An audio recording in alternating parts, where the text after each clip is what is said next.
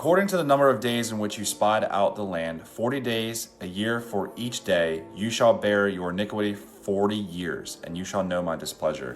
What is God telling us here? Because of the lack of faith of the Israelites, they were sentenced to wander in the desert for 40 years. The big takeaway I've had from this is that disobedience delays the fulfillment of God's promises. Not because he is unwilling, but because the people are unprepared. So how can this translate into your life? God has a plan for each and every one of you. He's a plan for me. He's a plan for you. And I've really been learning this lesson lately a lot, is with everything I'm doing here on social media, growing my businesses and trying to just bring value to the world, I've had to make some really hard decisions lately. Some uncomfortable conversations, some people that brought joy to my life but weren't part of God's plan for me.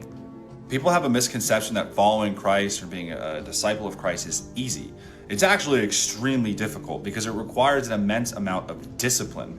But this is not a bad thing. So where the whole disobedience delays the fulfillment of God's processes comes in is he wants to bless you more than you know. He wants to do things in your life that you can't even fathom.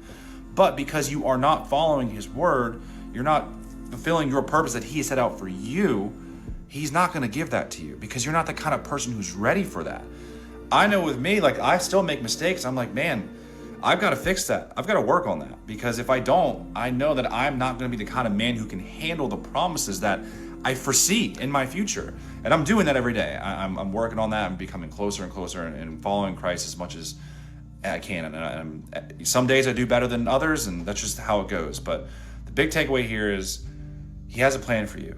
But in order for you to achieve your full potential, for him to be able to bestow the graces upon you that which he wants to do, you have to be worthy. You have to be disciplined. You have to follow his word. If you're unwilling to do so, you will never receive those gifts because you're not going to be the kind of person who can cherish them and knows what to do with them.